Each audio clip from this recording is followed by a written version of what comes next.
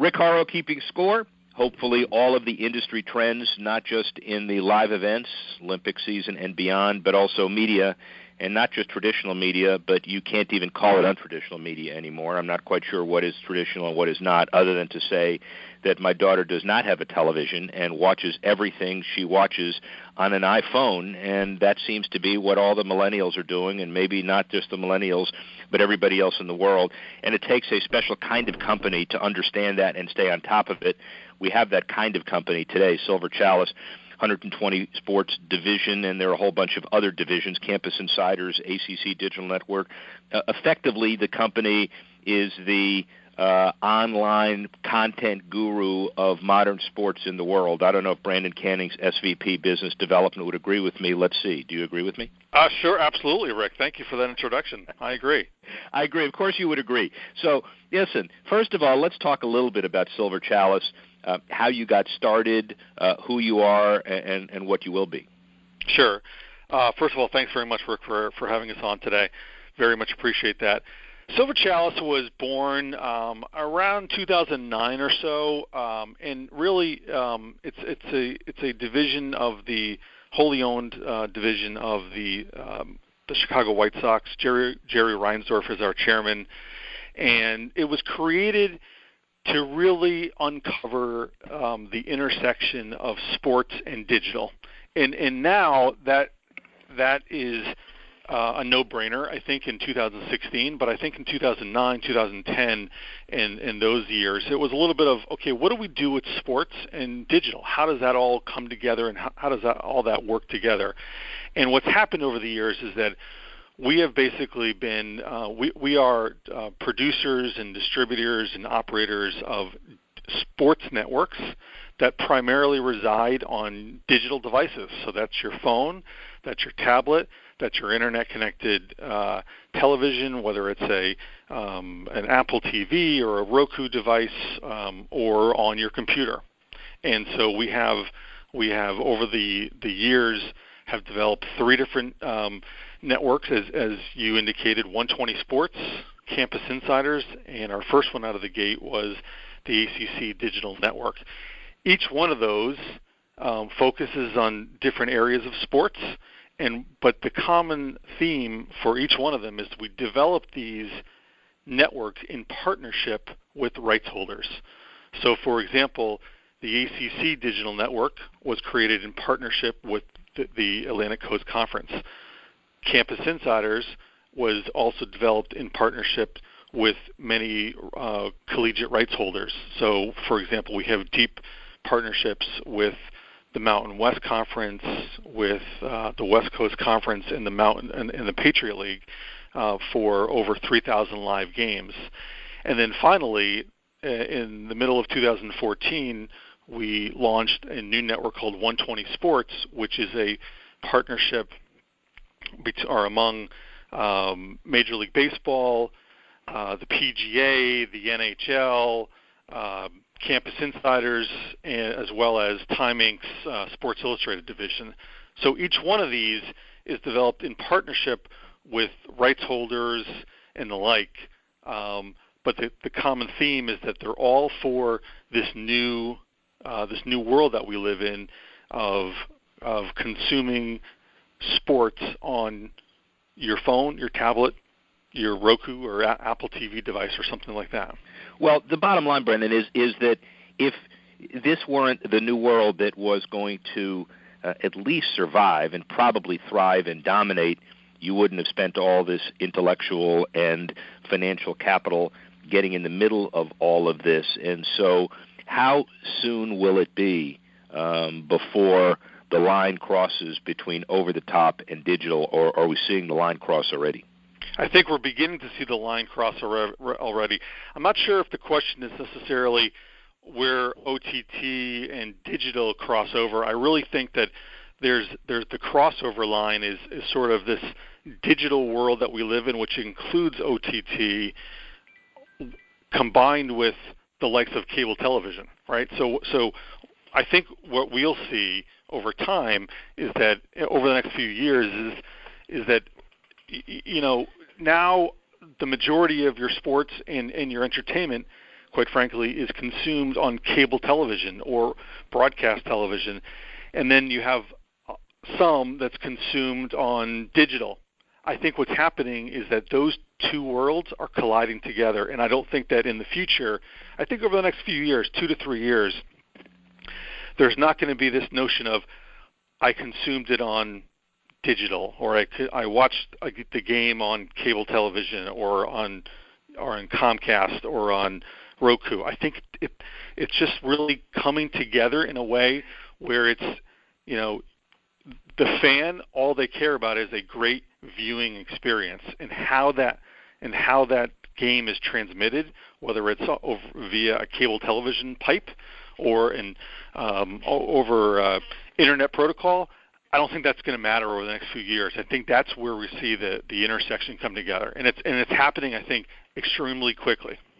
Let's get practical with that, because everybody's attempting to find a solution, and from the top guys, Sean McManus, Mark Lazarus, and others on down, they're not dabbling, but they're experimenting. And so Sure. At the end of the day, do we see common newsrooms and common sports reporting for both the digital and OTT? Do we see separate and competing silos and networks? Do we see the vertical integration that NBC is continuing to pioneer seamlessly for the Rio Olympics and beyond? Is it a combination? Where is it? I assume if you answered this question absolutely correctly, you'd be a saint. Right. Right. I'm going to get my crystal ball out here a little bit. Exactly. I guess. But Get it out, because everybody wants to know what the answer to this one is. Yeah. Well, I think an extension of my last answer is basically that it's all going to come together, that there's not going to be this, a PA sitting in Rio right now is creating content. He or she is creating the best content that they can create. Whether that is consumed on a big screen at home or the smallest screen in your office, that's not going to matter. And I think that's where the collision takes place. And so I don't necessarily think that it's going to be siloed as it has been over the last few years. I think it's all going to come together in a very seamless fashion, with the idea that with the question being asked, what does the sports fan want? And that is just simply great content. And then let's go even further. Does it transcend the home experience? Decouching is one of the most powerful words you can mention to an owner these days, because you can't have one person sit in the stadium and at home at the same time. And, of course, the answer everybody gives is let's have a great viewing experience in both settings. But does the mobile device bridge the gap? Is the content going to come together beyond the traditional television experience? Does it also include the stadium experience? How does that work? Well, bringing in the stadium experience is it's an interesting question. I'm not sure I have the answer to that one. I think at home, I think that's the room that people want to just have a lean back, big screen experience. Now, some of the latest partnerships that we've done in this space are trying to, with Twitter, for example, are trying to sort of bridge that gap, and to bring in, with whether it's Facebook, whether it's Twitter, to bring all this social conversation potentially into your big screen experience, as opposed to today where you're watching your 60-inch television and at the same time you're tweeting on your phone. I think the next evolution, kind of the natural evolution of the viewing experience, is to try to bring those together into one seamless experience. That's the experiment that Twitter is undergoing, I think. I don't know if that's going to succeed or not, because, again, I think that too much of that data, too much of that, it has the potential to be too much on the viewer, as opposed to just wanting to consume my Yankees game on the big screen. Well, that's an interesting take, and I guess I now have the answer. You're in Chicago, but if you're a Yankee fan, you probably have enough data for the year, so that's enough. Well, yeah, I am a Yankees fan, and I think I have a lot of data on that. Yes. Yeah. I don't need my friends telling me. I have it myself. I can see why you want to, cut off and go to football maybe. So, but in all seriousness, it is an interesting quandary/question because you hit it right on the head. Everybody is experimenting and everybody is evolving. Just a couple more from a business development perspective, your wheelhouse. Do we see future rights deals done as a large rights deal that includes mobile, digital, and every other kind of media that people do or do not contemplate? Or do we see silos where you have the television deal with the event/rights holder, and then you have the digital deal? How's that going to work? I think it's going to be more of the former than the latter. So I think that, rights buyers are going to be they have to own, in the future, they will want to own not only digital but also broadcast and cable. You need to own those in order to own the entire viewing experience or to own that game or whatever it is. So, and I think that's happened over the last few years. I think that, a lot of the large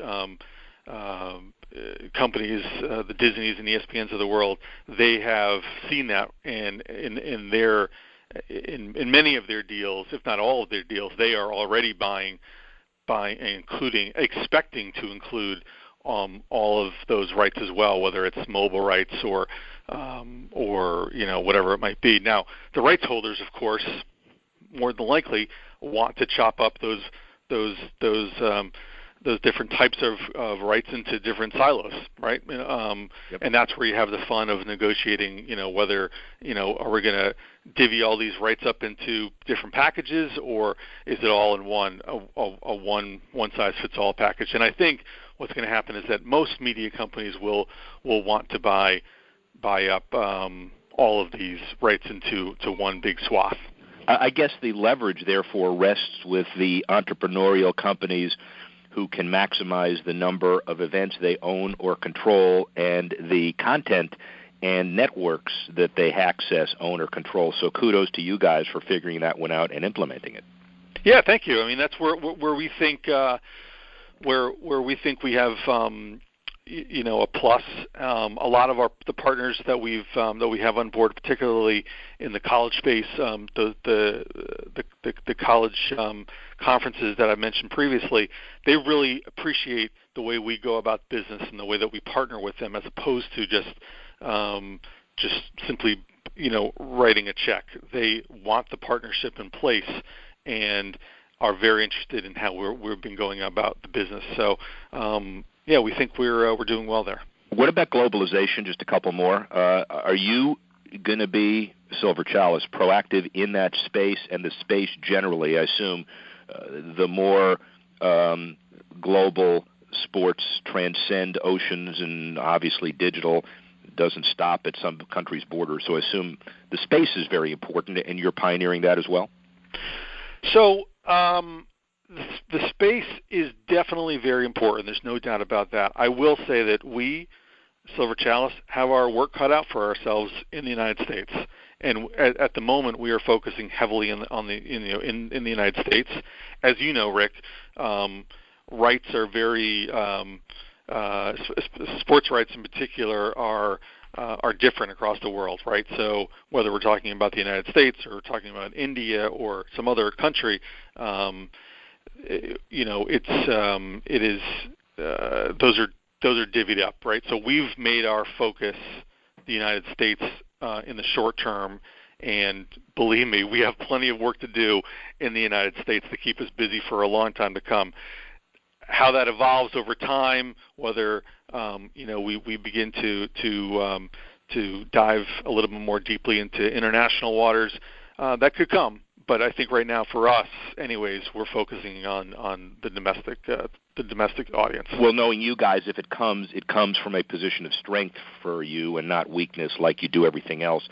Final question for you: the consumer who is listening and watching this internationally, does he and she feel good about the choices that are going to be available because of the Silver Chalices of the world and the significant data immersion and the digital product and all the things that are happening over the next few years? Should he feel like he's going to get a greater sports experience in the future, or is it going to feel too cluttered and confusing? I think in the end, it'll be a great experience for the sports fan. They will have more access to the games and the information and the news that they want. So all of this information will not necessarily be delivered on a 24/7 linear basis in which you only have one choice to choose the game that's on at 2:00 in the afternoon. You can choose the one that's on at 2 here, or you can choose 10 others. And we have a lot of that type of we have a ton of consecutive games on our platform, on the Campus Insiders platform, for example, in which we leave it up to our fans to choose which ones they want. I think so. At the end of the day, it will be a great experience for the sports fan. Getting there, I think, will be challenging, and it will be interesting for the sports fan. It won't happen overnight that it'll be a perfect viewing experience. Like I said earlier, Twitter is beginning to, get very heavily involved in the sports game right now. I think it's very interesting, and we're very bullish on the opportunity with Twitter, for example, to bring in all of their data, to bring in all of their social conversation into the games that we have on our platform to the Twitter platform. That's a great thing for the sports fan. How that ultimately plays itself out in my living room will be interesting. Some fans won't like it. Some fans will love it.